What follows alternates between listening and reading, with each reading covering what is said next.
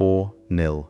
In the 1000th match ever played at a World Cup, Japan dismantled Tunisia and sent a message to the entire tournament. But here's what nobody's telling you. This didn't happen by accident. What you're watching isn't a hot streak. It's the result of a plan that was written before most of these players were even born. While most football nations chase quick fixes, hire a big-name coach, naturalize a few stars, hope for a golden generation, Japan did something almost nobody else dares to do. They sat down decades ago and engineered success on a timeline measured not in tournaments, but in generations. Today, we're breaking down the blueprint, the 2050 project, the manager behind the machine, how they actually play, and the key men turning the plan into goals. Let's get into it. Rewind to the early 1990s. In 1993, Japan launched the J League, the first professional football league in the country's history. Before that, football here was an afterthought in a baseball-obsessed nation. Then came the wake-up call. Japan qualified for their first ever World Cup in 1998 in France, and they were brutally exposed. That tournament revealed the gap. When Japan made its first World Cup appearance in 1998, it experienced the vast differences between itself and the top of the world. The Federation's technical group concluded there was an urgent need to identify and develop talent systematically. Most countries would have shrugged it off. Japan treated it like an engineering problem. They built development projects around 4 pillars: the national team, youth development, coach education, and grassroots football. And then, in 2005, they did something that made the entire football world laugh out loud. In 2005, the Japan Football Association published a document called the JFA Declaration, and it contained a promise so bold that people genuinely mocked it: the pledge. To build a football family of 10 million people and to win the World Cup by 2050. Think about that. The declaration set 2 concrete targets for 2050, a football family 10 million strong, and to host the World Cup in Japan with the national team crowned champions.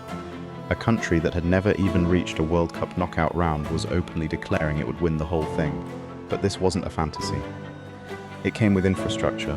The JFA runs a highly calculated 50-year developmental blueprint, using a unified philosophy designed to standardize elite coaching and tactical principles from grassroots academies all the way up to the senior national team.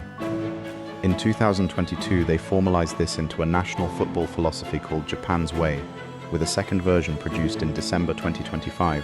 The structure is what makes it work. Instead of a top-heavy model where elite academies hoard everything and the grassroots starves, Japan uses a double pyramid, one side governing elite competition through J-League academies and national training centers, the other keeping football accessible to everyone. Their motto says it all: players first, and they're honest about the misses. They admit they failed to hit their target of being top 10 in the world by 2015, so they recalibrated. Now aiming to be among the top 4 nations by 2030. They even have a 100-year plan stretching to creating 100 professional clubs by 2092. This is long-term thinking on a scale almost no other federation attempts. Every system needs the right man to run it. For Japan, that's Hajime Moriyasu. His story mirrors the plan itself. A former defensive midfielder, he played for Sanfrecce Hiroshima right as the J League was born in 1993 and later managed that same club to 3 league titles. He was promoted to the national team's top job in 2018 after serving as an assistant at that year's World Cup. And at 57, he has now spent almost 8 years in charge. The numbers around him are historic. Moriyasu is the first manager of Japan's men's national team to oversee 100 games. And this year, he became the first coach to lead the Samurai Blue into consecutive World Cup tournaments. And his record against the Giants is genuinely frightening. At Qatar 2022, Japan beat former world champions Germany and Spain in the group stage, topped the group, and only went out to Croatia on penalties in the round of 16. Since then, in October, Japan came from 2 goals down to beat Brazil 3-2, their first ever win over the Seleção in 14 attempts, and they've also beaten Germany again, 4-1, and England away. Moriyasu himself is measured, calm, almost understated. But he's made his ambition clear. He wants this team seen as dark horses, not underdogs. So what does a Moriyasu team look like on the pitch? 2 faces depending on the opponent, against the superpowers. Japan are masters of the smash and grab. Compact, disciplined defensive blocks, devastating speed in transition. That's exactly how they took down Germany and Spain. Soaking up pressure and striking on the counter with ruthless efficiency. Remember the Netherlands game, this tournament, less possession, fewer shots, and they still walked away with a point. That's by design. But here's the evolution. With a generation of players now starring across Europe's top 5 leagues, Japan increasingly take the game to opponents, pressing high, dominating midfield, building patiently. The Tunisia performance was the proactive version, relentless, front-foot football that produced 4 goals. A team that can punch and counter-punch, switch identities mid-tournament, that's incredibly hard to prepare for. System produces players. These are the ones making it click. Captain Wataru Endo of Liverpool anchors the midfield, the metronome who lets everyone else play. Ahead of him, Daichi Kamada has been on fire.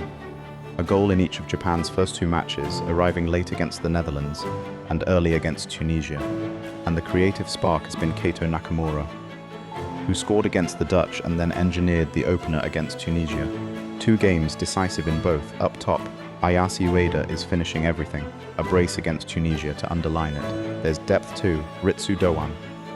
And one-time Barcelona La Masia product Takefusa Kubo. Both genuine difference makers, and the experience runs deep. Veteran defender Yuto Nagatomo is at his 5th consecutive World Cup, but it hasn't all gone their way.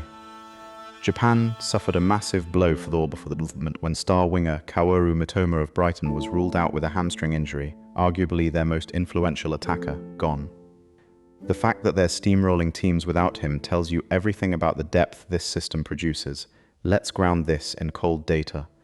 This is Japan's 8th consecutive World Cup, a run stretching back to 1998, and they were the first nation after the hosts to even qualify for 2026, winning their Asian group at a canter. They arrived as Asia's highest-ranked nation in the group. A 2-2 comeback draw with the Netherlands, Nakamura, and an 88th minute Kamada strike rescuing it, then the 4-0 demolition of Tunisia in the 1000th World Cup match. Kamada, Ito, and a Ueda double. That leaves Japan on 4 points. Level with the Netherlands at the top of Group F. Here's the sobering context, though. For all this progress, Japan have reached the round of 16 4 times in 2002, 2010, 2018, and 2022, and lost every single time. The round of 16 is still the ceiling. They've never reached a World Cup quarter-final. So where does that leave the 2050 dream? Some argue this long-term engineering project is now running well ahead of schedule. The next test is immediate, a final group game against Sweden that, under the World Cup's new head-to-head tiebreaker rules, is effectively a knockout, win it. And Japan don't just advance, they keep proving that a plan written in 2005 is coming true faster than anyone imagined, so I'll leave it with you. Is this the tournament Japan finally smashes through the round of 16, or does that ceiling hold one more time? Tell me in the comments. Subscribe for the breakdown of the Sweden decider the moment it's done. I'll see you in the next one.